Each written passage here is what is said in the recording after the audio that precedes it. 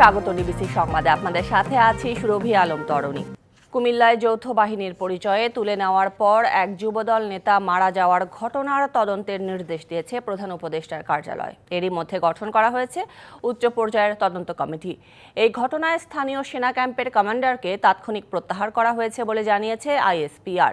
এদিকে দ্রুত বিচারের দাবিতে মানববন্ধন করেছে স্বজন ও এলাকাবাসী। বৃহস্পতিবার মধ্যরাতে কুমিল্লা সদরের পাঁচতুবি ইউনিয়নের নিজ বাড়ি থেকে যুবদল নেতা তৌহিদুর রহমানকে তুলে নিয়ে যাওয়া হয়। শুক্রবার বাবার কুলখানির আগে তৌহিদুরের বাড়িতে অস্ত্র আছে বলে তল্লাশি চালানোর পর তাকে নিয়ে যায় যৌথ বাহিনীর সদস্যরা। ভোর থেকে সকাল পর্যন্ত কোনো খোঁজ মেলেনি তৌহিদুরের। শুক্রবার দুপুর 12টার দিকে তার মৃত্যুর খবর পায় পরিবার। শরীরে মেলে আঘাতের চিহ্ন। সেনাবাহিনীর সদস্যরা ওই ব্যক্তিকে হস্তান্তর করার সময় অসুস্থ বোধ করায় হাসপাতালে নেয়ার পর তার মৃত্যু হয় বলে জানিয়েছে পুলিশ। এমন ঘটনার বিচারের দাবিতে মরদেহ নিয়ে মানববন্ধন ও বিক্ষোভ করেছে স্বজন ও এলাকাবাসী। কুমিল্লা প্রেস ক্লাবের সামনে মানববন্ধনে স্বজনরা অবিলম্বে দোষীদের দ্রুত আইনের আওতায় এনে বিচার দাবি করেন। দ্রুত বিচার নিশ্চিত না হলে কঠোর আন্দোলনের হুঁশিয়ারি দেন তারা।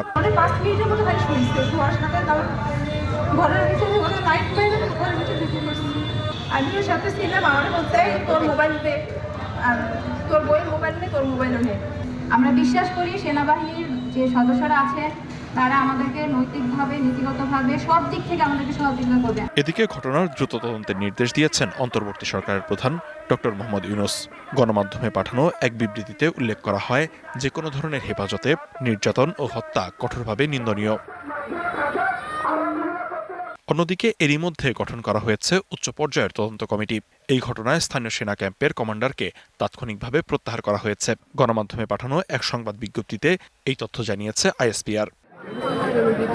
এই অনাকাঙ্ক্ষিত ও দুঃখজনক ঘটনার তদন্তে যথাযথ পদক্ষেপ নেওয়া হয়েছে বলে বিবৃতিতে জানানো হয়েছে। তদন্তে দোষী সাব্যস্ত ব্যক্তিদের বিরুদ্ধে সেনা আইনে যথাযথ ব্যবস্থা গ্রহণ করা হবে বলেও উল্লেখ করা হয়।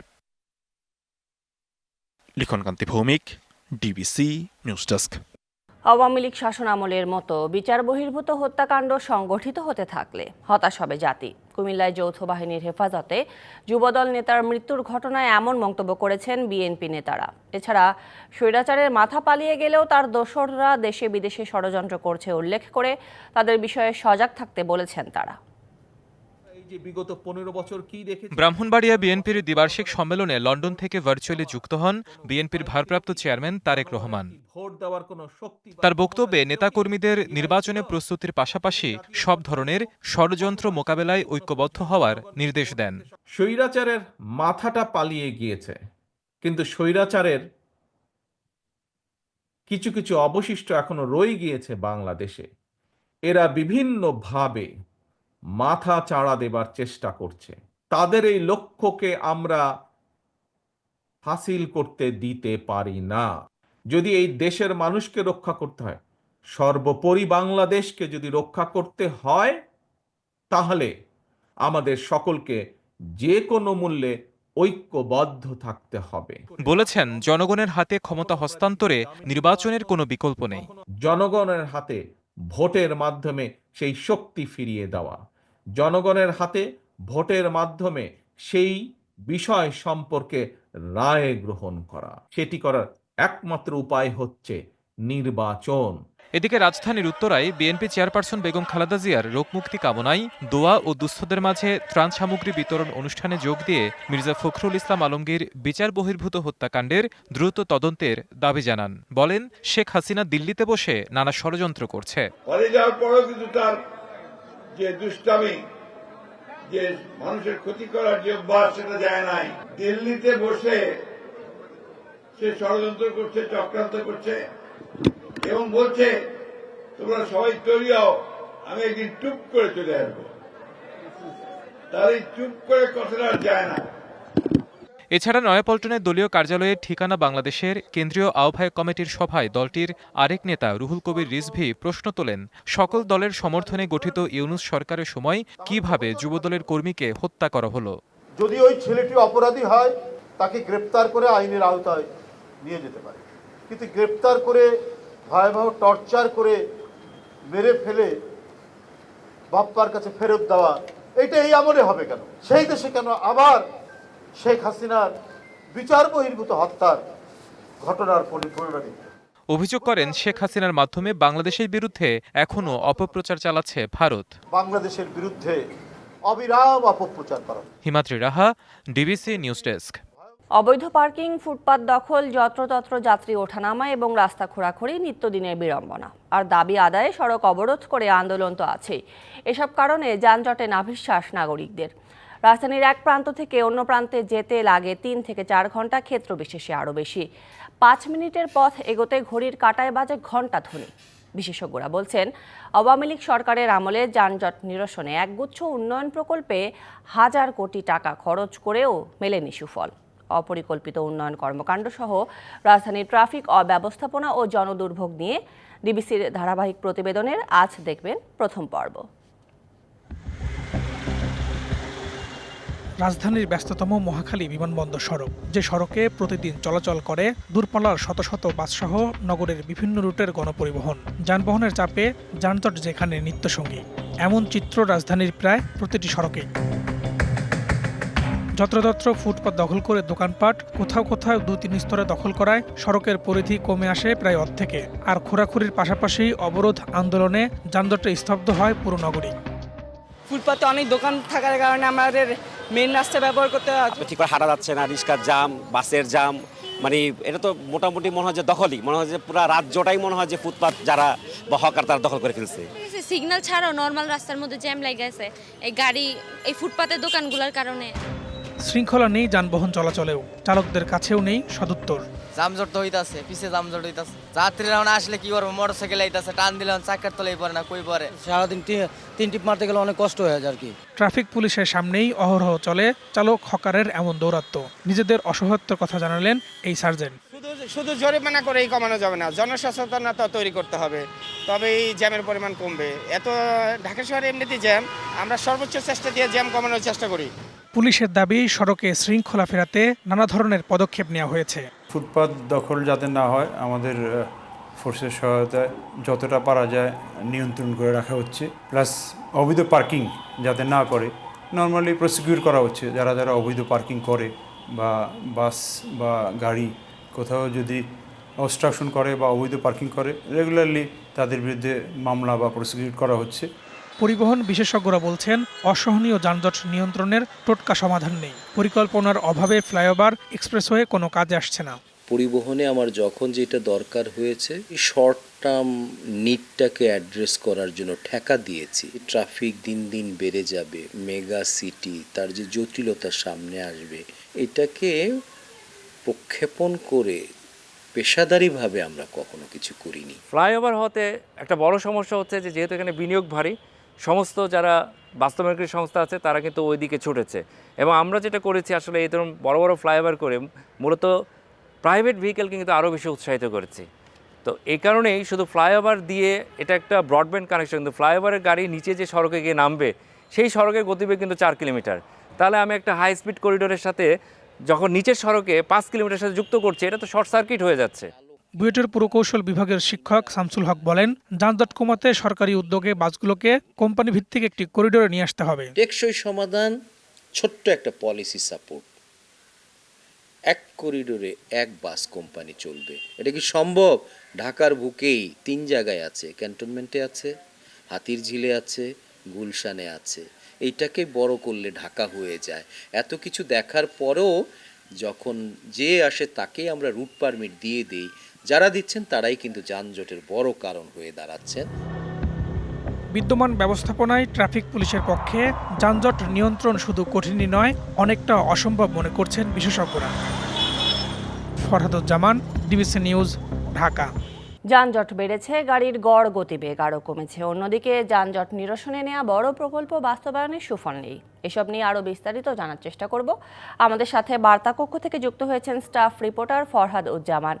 ফরহাদ, আমরা জানি অন্তর্বর্তী সরকারের প্রধান উপদেষ্টা ডক্টর মোহাম্মদ ইউনূস দায়িত্ব গ্রহণের পরপরই যানজট কমাতে ঢাকা মহানগর ট্রাফিক পুলিশ ও বুয়েটের সাথে আলোচনা করেছিলেন। এরপর আসলে কতটা পরিবর্তন হলো? আপনি জানেন যে যানজট আমাদের দেশে শুধু রাজধানী না, পুরো বাংলাদেশ জুড়ে আসলে যানজট একটি বড় একটা সমস্যা, এবং এই অব্যবস্থাপনা আসলে দীর্ঘদিন ধরে চলে আসছে। গত 5 আগস্ট সাবেক বিগত সরকার পতনের পর সেপ্টেম্বর মাসে প্রধান উপদেষ্টা এবং বুয়েটের কয়েকজন অধ্যাপক এবং ট্রাফিক বিভাগের সাথে আসলে তিনি যানজট নিরসনে বসেন এবং এই বিষয়ে বিভিন্ন পদক্ষেপ নেওয়ার জন্য তাদেরকে বলেন। তারা বিভিন্নভাবে এগোচ্ছে, তবে যানজট আসলে আমাদের কমে নাই, বরং আরও আগের চেয়ে অনেক বেড়েছে। এটার অনেকগুলো কারণ আছে। আপনি দেখবেন আমরা যারা সড়কে চলাচল করি বা সবাই সড়কে চলাচল করে, প্রতিটি রাস্তা প্রতিটি সড়ক প্রায় দখল হয়ে গেছে, বিভিন্ন ফুটপাত তো দখল হয়ে গেছে। এখন বিভিন্ন গুরুত্বপূর্ণ সড়কগুলো রাস্তার অর্ধেক প্রায় দখল হয়ে যাবে। অনেকটা বলা যায় যে এক অংশ 2 অংশ, কিছু কিছু ক্ষেত্রে 3 অংশও দখল হয়ে গেছে। শুধু ফুটপাত বা সড়ক নয়, আমরা যে ফুটওভার ব্রিজগুলো ব্যবহার করি সেখানেও আসলে এখন দোকান বসছে বা হকাররা বসে গেছে, যার কারণে মানুষ শুধু চলাচল তো হাঁটতেও পারছে না ঠিকমতো। আমাদের 2004 সালে গাড়ির গতিবেগ ছিল 21.4 কিলোমিটার, সেটা 2025 সালে এসে ঘন্টায় এর কিলোমিটার 4 কিলোমিটার বা 4.5 কিলোমিটার চলে আসছে, যেটা মানুষের হাঁটার গতির চেয়েও কম। এবং সড়কে এত অব্যবস্থাপনা, এত বিশৃঙ্খলা, এটা শুধু ট্রাফিক একা কাজ করে আসলে শেষ করতে পারছেন। এর সাথে ডেশা রয়েছে, ওয়াসা রয়েছে, আমাদের যে সিটি কর্পোরেশন রয়েছে, তাদের অব্যবস্থাপনা রয়েছে, প্রত্যেকটি দায়ী আসলে। এবং রাজনৈতিক সদিচ্ছাটাও আসলে অনেক দায়ী। কারণ আমরা দেখেছি যে এই ফুটপাতগুলো আমরা ইনভেস্টিগেশন করেছি, এই ফুটপাতগুলোতে যারা হকার বসায় এরা আসলে রাজনৈতিক ছত্রছায়াতেও বসায়। পাশাপাশি আমাদের ট্রাফিক ব্যবস্থাপনারও কিছু গাফিলতি আছে, তারাও আসলে আন্তরিকতার সাথে আসলে কাজ করছেন না। 5 আগস্টের পরে আমরা দেখেছি। এই প্রসঙ্গে একটু জানতে চাই, এই যে অপরিকল্পিত উন্নয়ন, যানবাহনের অব্যবস্থাপনা, এসব বিষয়ে মাথায় রেখেই আইন শৃঙ্খলা বাহিনী কিভাবে আরও কার্যকরী ভূমিকা রাখতে পারে? আমরা বুয়েটের বিশেষজ্ঞদের সাথে কথা বলেছি, যারা পরিবহন বিশেষজ্ঞ, তারাও আমাদের জানিয়েছেন যে বিগত সরকাররা, বিশেষ করে আওয়ামী লীগ সরকারের আমলে প্রচুর পরিমাণে বড় বড় মেগা প্রকল্পগুলো তারা হাতে নিয়েছে, যেগুলো আসলে কোনো কার্যকর সাফল্য রাজধানীবাসী পায় নাই। আমরা বিভিন্ন এক্সপ্রেসওয়ে, বিভিন্ন ফুটওভার ব্রিজ, বিভিন্ন যে এইগুলো বানানো হয়েছে, তারা আসলে আপনি দেখবেন যে ফুটওভার এক্সপ্রেসওয়ে থেকে গাড়ি যখন নামে তখন ওই লেনগুলোতে প্রচুর পরিমাণ যানজট সৃষ্টি হয়ে যায়। ঢাকাতে 110টা পয়েন্ট ট্রাফিক বিভাগ নির্ধারণ করে দিয়েছে, সেখানে ট্রাফিক বিভাগ বারবার বলছে যে তারা আসলে বাসগুলোকে দাঁড় করানোর জন্য। সেই বাসগুলোও কিন্তু যে নির্দিষ্ট বাসওয়ে আছে সেখানেও কিন্তু দাঁড়াচ্ছে না। যাত্রীরাও আসলে নিয়ম শৃঙ্খলা মানছে না, তারাও সেখান থেকে আসলে উঠে যাচ্ছে। একটা অব্যবস্থাপনা মানে এমন হয়ে গেছে যে না, এটা একটা রাজধানীবাসীর জন্য এখন গলার কাটা হয়ে গেছে। যেমন অব্যবস্থাপনা রয়েছে, এক্ষেত্রে আপনি আপনার প্রতিবেদনে বলেছিলেন যে বাসগুলোকে এক করিডোরে আনার পরামর্শ দিয়েছেন বিশেষজ্ঞরা। এক্ষেত্রে আসলে কর্তৃপক্ষ কতটুকু সচেতন? জি, গণপরিবহনের যারা পরিবহন বিশেষজ্ঞ তারা বারবারই বলছে যে বাসগুলোকে এক করিডোরে আনা ছাড়া আসলে কোনো ওয়ে নেই। আমাদের একটা আদর্শিক নগরে 25% সড়ক থাকার কথা, সেখানে আমাদের 8% আছে। এবং আমাদের রাজধানীতে আসলে যে ধারণ ক্ষমতা, যে মানুষের ধারণ ক্ষমতা, তার থেকেও অনেক বেশি গুণ রয়েছে, যার ফলে আমাদের অব্যবস্থাপনা এমনিতেই রয়েছে। এর পাশাপাশি আমরা দেখেছিলাম যে নগর পরিবহন নামে একটা প্রকল্প চালু হয়েছিল, সেটাও আসলে মুখ থুবড়ে পড়েছে, যার কারণ বিশেষজ্ঞরা বলেছেন যে আমাদের প্রত্যেকটি সেক্টরে, বিশেষ করে আমাদের স্কুল টাইমগুলোতেও যদি স্কুলগুলোতে আমরা সরকারি একটা প্রকল্পের আন্ডারে যদি আজকাল বাসগুলোকে ব্যবহার করা যায়, তাহলে একদিকে আমাদের যেমন যানজটটা কমবে, অন্যদিকে আমাদের যে প্রত্যেক দিন যে পরিমাণ এই কর্মঘণ্টা নষ্ট হচ্ছে যানজটের ফলে, সেটাও কমে আসবে। অসংখ্য ধন্যবাদ ফরহাদুজ্জামান আপনাকে বার্তাকক্ষ থেকে যুক্ত হবার জন্য। এবার ডিবিসি নিউজের বিশেষ আয়োজন মহানগর রাজনীতির হালচাল। আজ থাকছে নারায়ণগঞ্জের রাজনীতির খবরাখবর।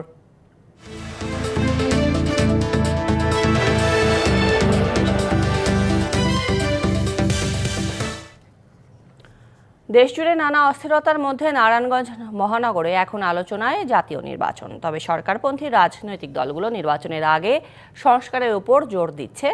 আর আলোচনায় রয়েছে বিএনপির বেশ কয়েকজন প্রার্থীর নাম। নিজ নিজ দলের অবস্থান তুলে ধরতে নিয়মিত সভা সমাবেশ করছে রাজনৈতিক দলগুলো প্রার্থী চূড়ান্ত না করলেও দল মনোনীত প্রার্থীকে পূর্ণ সমর্থনের আশ্বাস নেতাকর্মীদের। প্রাচ্যের ডান্ডিখ্যাত শীতলক্ষ্যা তীরের শহর নারায়ণগঞ্জ দেশের অন্যতম নদীবন্দর ও টেক্সটাইল খাতের ব্যবসা ও শিল্পের কেন্দ্র হিসেবে পরিচিত। শহর ও বন্দর এই দুই অঞ্চল নিয়ে নারায়ণগঞ্জ 5 আসন। বাণিজ্যিক নগরী হওয়ায় গুরুত্বপূর্ণ ভূমিকায় এর রাজনীতি। শেখ হাসিনা সরকারের পতনের পর নারায়ণগঞ্জ মহানগরে বদলেছে রাজনীতির হিসেব নিকেশ। মাঠে নেই আওয়ামী লীগ, তবে সাংগঠনিক কর্মসূচি নিয়ে ব্যস্ত অন্য রাজনৈতিক দলগুলো। গণপরিষদ নির্বাচনের দাবিতে নিয়মিত কর্মসূচি পালন করছে সরকারপন্থী জাতীয় নাগরিক কমিটি ও বৈষম্য বিরোধী ছাত্র আন্দোলন। তাদের মতে গণপরিষদ নির্বাচন আগে হলে সব দলমতের ভিত্তিতে সংস্কার করা যাবে। আমরা যদি নতুন বাংলাদেশ না তৈরি করে নির্বাচনে যাই, তাহলে আসলে ৭৫ পরবর্তী যে সময়টা আসলে অতিবাহিত হয়েছে বাংলাদেশে, সেই ধারাই আসলে বাংলাদেশ চলতে থাকবে। আমাদের দরকার হচ্ছে গণপরিষদ নির্বাচনটা আগে, তারপর হচ্ছে জাতীয় নির্বাচন। গণপরিষদ নির্বাচন যদি এখন হয়, তাহলে কি হবে, সকল দল মত নির্বিশেষে সকল মানুষের অংশগ্রহণ থাকবে গণপরিষদ নির্বাচনে। প্রায় একই সুরে সংস্কারের দাবি তুলছে গণসংহতি আন্দোলনও। তারা বলছে অভ্যুত্থান ক্ষমতার হাত বদলের নয়, বরং কাঠামো পরিবর্তনের।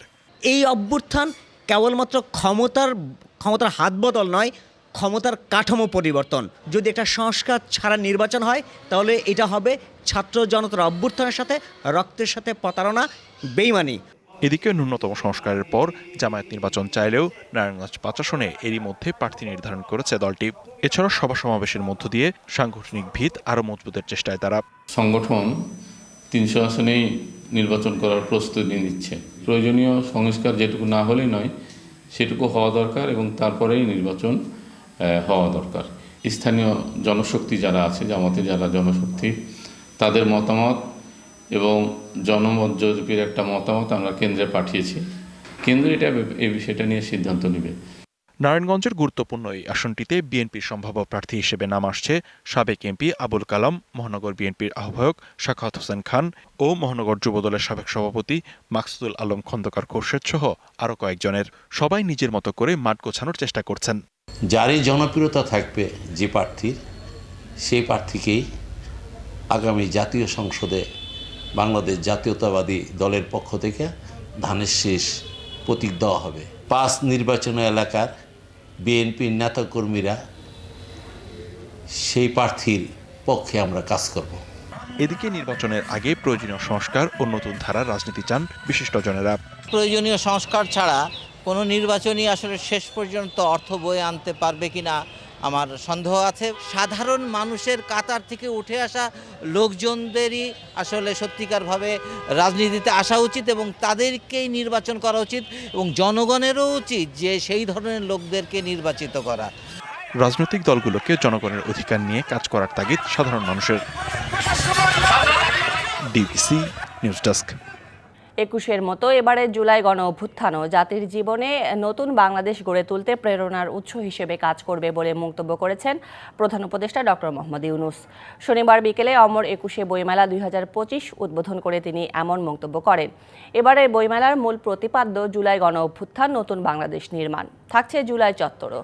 সকল প্রস্তুতি শেষে শনিবার দুপুরের মধ্যে উদ্বোধনের জন্য প্রস্তুত হয়ে যায় বইমেলা। বিকেলে প্রধান উপদেষ্টা অধ্যাপক ডক্টর মোহাম্মদ ইউনূস আনুষ্ঠানিকভাবে বইমেলার উদ্বোধন করতে মেলা প্রাঙ্গণে আসেন। পরে বিকেল ৪টায় উদ্বোধন ঘোষণা করেন মাসব্যাপী এই বইমেলার। প্রতি বছর বিষয়ভিত্তিক সেরা লেখকদের উৎসাহিত করতে পুরস্কার দেওয়ার জন্য বাংলা একাডেমির প্রতি আহ্বানও জানান ডক্টর ইউনূস। উদ্বোধনী অনুষ্ঠানে সভাপতিত্ব করেন বাংলা একাডেমির সভাপতি অধ্যাপক আবুল কাশেম ফজলুল হক। এবারের মেলায় গতবারের চেয়ে বাড়ানো হয়েছে স্টলের সংখ্যা। মেলায় অংশ নিচ্ছে ৭০৮টি প্রকাশনা প্রতিষ্ঠান। রফিক জব্বারের বুকের রক্তে যে অঙ্গীকার মাখা ছিল, তাতে ছিল জুলাই অভ্যুত্থানকে নিশ্চিত করার মহা বিস্ফোরক শক্তি। অর্ধ শতাব্দী পর এই মহাবিস্ফোরণ গণ অভ্যুত্থান হয়ে দেশ পাল্টে দিল।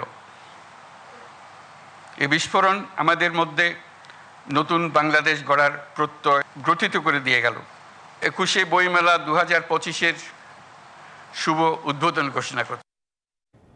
যেমনটি জানাচ্ছিলাম, শনিবার বিকেলে অমর ২১শে বইমেলা ২০২৫ উদ্বোধন করেন প্রধান উপদেষ্টা ডক্টর মোহাম্মদ ইউনূস। বইমেলার বিস্তারিত জানাতে আমাদের সাথে মেলা প্রাঙ্গণ থেকে যুক্ত হচ্ছেন স্টাফ রিপোর্টার রিফাত তাসনুভা। রিফাত তাসনুভা, ভিন্ন প্রেক্ষাপটে জুলাই গণ অভ্যুত্থানের প্রতিপাদ্য নিয়ে আয়োজিত হচ্ছে এবারের বইমেলা। প্রথম দিন হিসেবে লেখক, প্রকাশক, পাঠকদের মিলন মেলা কেমন দেখছেন?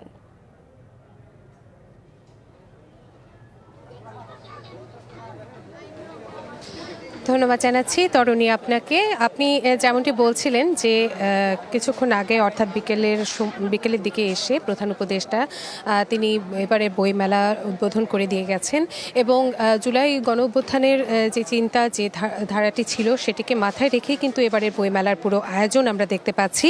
এবং আপনাকে যদি একটু দেখাই, আজকে প্রথম দিন হিসেবে বইমেলায় আমরা যারা আসলে পাঠক, সত্যিকার অর্থে যারা পাঠক, বইপ্রেমী যারা, তারা কিন্তু প্রথম দিনই আসছেন। তারা এসে তাদের পছন্দের যে প্যাভিলিয়নগুলো রয়েছে বা যে প্রকাশনীগুলো রয়েছে সেখান থেকে তাদের পছন্দের বইগুলো তারা কিনে নিয়ে যাচ্ছেন এবং সংগ্রহ করছেন।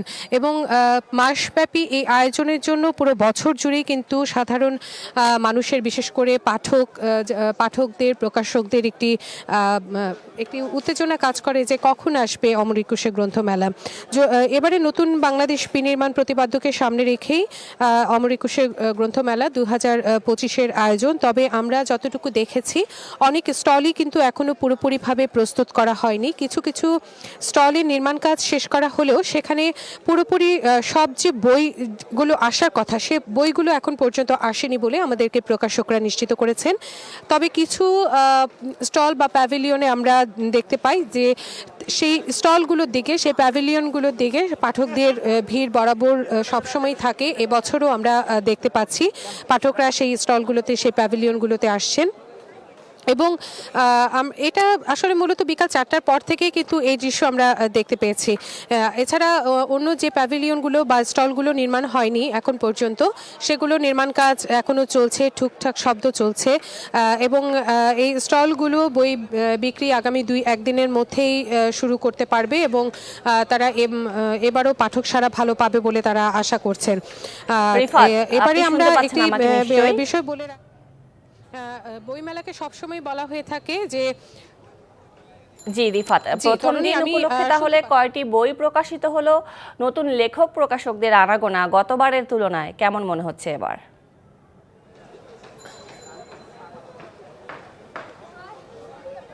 যে তরুণী, এই প্রসঙ্গটি নিয়েই আপনাকে আমি বলতে চাচ্ছিলাম যে এখন পর্যন্ত আসলে আজকে যেহেতু একেবারেই প্রথম দিন, তাই এখন পর্যন্ত নতুন লেখক বা প্রকাশক কিংবা নতুন বই কয়টি এসেছে এখন পর্যন্ত কিন্তু বাংলা একাডেমি আমাদেরকে এ বিষয়ে কিছু জানানো হয়নি তেমন এখানে। কিন্তু কিছুক্ষণের মধ্যে বা 8টার পর হয়তো সেই বিষয়টি আমরা জানতে পারবো যে আজকে প্রথম দিনে নতুন বই কতটি এসেছে। তবে তারা আমাদের এতটুকু নিশ্চিত করেছেন যেহেতু জুলাই গণ অভ্যুত্থানের প্রেক্ষাপটকে এখানে অনেকটাই তুলে ধরা হয়েছে এবারের বইমেলায়, তাই প্রতিটি স্টলে কম বেশি জুলাইকে নিয়ে, জুলাই সেই আন্দোলনকে ঘিরে এবার কিন্তু অনেক নতুন লেখক আছেন যারা বই লিখেছেন। তাদের অনেকগুলো বই কিন্তু আজকে প্রথম দিনেই আমরা মেলায় দেখতে পেয়েছি। আবার অনেকগুলো বই রয়েছে যেগুলো পর্যায়ক্রমে 1 মাস ব্যাপী সেগুলো বিভিন্ন দিনে আসবে বলে আমাদেরকে প্রকাশকরা নিশ্চিত করেছেন। তো তরুণী, এই কিন্তু আমার কাছে ছিল মেলা প্রাঙ্গণ থেকে সবশেষ খবরাখবর। নিশ্চয়ই আগামী দিনগুলোতে আরও নতুন বই আসবে এবং আরও জমে উঠবে একুশে বইমেলা। অসংখ্য ধন্যবাদ রিফাত আপনাকে যুক্ত হবার জন্য। ভারতীয় ভিসা দীর্ঘদিন বন্ধ থাকায় চীনকে বাংলাদেশি রোগীদের চিকিৎসা নেয়ার জন্য বিকল্প দেশ হিসেবে ভাবা হচ্ছে। বাংলাদেশে নিযুক্ত চীনের রাষ্ট্রদূত জানিয়েছেন, কুনমিংয়ে 3টি হাসপাতাল নির্দিষ্ট করা হয়েছে বাংলাদেশিদের জন্য। তবে ট্রাভেল এজেন্সিগুলো বলছে ভিসা প্রক্রিয়া জটিল হচ্ছে দিন দিন। 5ই আগস্টে পট পরিবর্তনের পর থেকেই ভিসা সীমিত করেছে ভারতীয় হাইকমিশন। বাংলাদেশে জটিল রোগে আক্রান্ত রোগীরা ভয়াবহ সংকটে পড়েছেন এই পরিস্থিতিতে। সম্প্রতি চীন সফর শেষে দেশে ফিরে পররাষ্ট্র উপদেষ্টা জানান, চিকিৎসা সেবায় বিকল্প দেশ হিসেবে চীনকে ভাবছে সরকার। এ নিয়ে সে দেশের সরকারের সাথে আলোচনাও হয়েছে।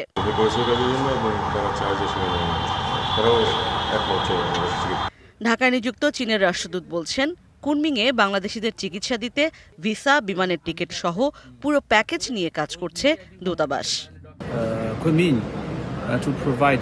কুনমিংয়ে আমরা বাংলাদেশি রোগীদের জন্য কিছু ট্রাভেল এজেন্সির সাথে কাজ করছি যারা প্যাকেজ সার্ভিস সরবরাহ করবে, যাতে বিমান টিকিট, আবাসন, খাবার এবং স্থানীয় যাতায়াত ব্যবস্থা অন্তর্ভুক্ত থাকবে। আমরা 3টি হাসপাতালকে নির্দিষ্ট করার চেষ্টা করছি।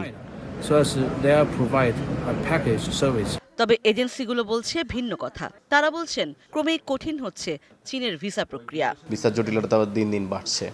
এমনিতে হচ্ছে কাস্টমারের আমাদের অনেক ডিমান্ড আছে চায়নাতে যাওয়ার জন্য, স্পেসিফিকলি বিজনেস এবং হচ্ছে যে আপনার ট্যুরিস্ট ভিসাটাই বেশি ডিমান্ডেড। এখন পর্যন্ত মেডিকেল ভিসার জন্য আমরা কোনো কোয়ারিজ পাই নাই। চাইনিজ এম্বাসির রিকোয়ারমেন্টস থাকে, ওনাদের এক্সিট পয়েন্ট এন্ট্রি পয়েন্টগুলো এগুলো কনফার্ম থাকতে হবে, লাইক এয়ারপোর্ট কোন এয়ারপোর্ট দিয়ে যাবে, কোথায় যাবে, ওনার ট্রাভেল প্ল্যানটাই চায় সব কিছু মিলে। আর লাস্ট কয়েকটা প্রিভিয়াস কান্ট্রি ভিজিট চাচ্ছে, এগুলোর কারণে ওনাদের ভিসাগুলো অ্যাপ্লাই করা অনেক জটিল হয়ে গেছে। এক্ষেত্রে সরকারি উদ্যোগ আরও কার্যকর না হলে এই পরিকল্পনা কতটা কাজ করবে তা নিয়ে সংশয়ের কথা জানান ট্রাভেল এজেন্সির কর্মকর্তারা। Ishrat Jahan Urmi, DBC news, Dhaka. Mexico এবং কানাডার পণ্যের উপর শুল্ক আরোপে আজ নির্বাহী আদেশে স্বাক্ষর করতে যাচ্ছেন মার্কিন প্রেসিডেন্ট ডোনাল্ড ট্রাম্প। এর আগে ট্রাম্প প্রশাসন ঘোষণা দিয়েছে 1 ফেব্রুয়ারি থেকে কানাডার ওপর 25 ও চীন থেকে আমদানি পণ্যের ওপর 10% শুল্ক আরোপ করবে যুক্তরাষ্ট্র। এদিকে ক্ষমতা নিয়েই ট্রাম্পের এ ধরনের কর্মকাণ্ডে কঠোর হুঁশিয়ারি দিয়েছে কানাডা ও মেক্সিকো। যুক্তরাষ্ট্রের উত্তর সীমানা অতিক্রম করা অবৈধ অভিবাসীদের ঠেকাতে কঠোর পদক্ষেপ নিতে 1 ফেব্রুয়ারির সময়সীমা নির্ধারণ করেছিলেন প্রেসিডেন্ট ডোনাল্ড ট্রাম্প। তবে অভিবাসীর থেকে নজর সরিয়ে এখন শুল্ক আরোপের দিকে নজর দিচ্ছে ট্রাম্প প্রশাসন। এদিকে হোয়াইট হাউসের প্রেস ব্রিফিংয়ে ট্রাম্প সব আলোচনাকে সরিয়ে শুল্ক আরোপকে প্রাধান্য দেন। তিনি আরও বলেন, রাজস্ব একটি বিশাল ফ্যাক্টর। শুল্ক বাড়ানোর ফলে যোগান হবে প্রচুর অর্থের। ট্রাম্প অবশ্য কানাডা থেকে তেলের জন্য 10% শুল্ক এবং অন্যান্য আমদানি পণ্যের জন্য 25% করার ইঙ্গিত দিয়েছেন। এর ফলে উচ্চ ব্যয়ের জন্য আর্থিকভাবে ক্ষতিগ্রস্ত হবে দেশ দুটি। ইউরোপীয় পণ্যের পাশাপাশি ইস্পাত, অ্যালুমিনিয়াম, তামা, ওষুধজাত পণ্যের ওপর আরও শুল্ক আরোপের কথা ভাবছে ট্রাম্প প্রশাসন। কানাডা, চীন ও মেক্সিকো যুক্তরাষ্ট্রের প্রধান বাণিজ্য অংশীদার। তবে শুল্ক আরোপের পাল্টা জবাব দিয়েছে কানাডা এবং মেক্সিকো উভয় দেশ। মেক্সিকোর প্রধানমন্ত্রী ক্লোডিয়া প্রতিশোধ নেওয়ারও হুমকি দিয়েছেন। এদিকে কানাডার প্রধানমন্ত্রী জাস্টিন ট্রুডো ট্রাম্পের এই সিদ্ধান্তের বিপক্ষে অবস্থান নিয়েছেন। এই পদক্ষেপের জবাব দেওয়ার কথাও জানিয়ে রেখেছেন তিনি। যুক্তরাষ্ট্র কানাডার উপর শুল্ক আরোপ করলে আমরাও পাল্টা পদক্ষেপ নেব। শুল্ক অপসারণ না হওয়া পর্যন্ত আমরা দমে যাব না। এজন্য সবাইকে ধৈর্য ধরতে হবে।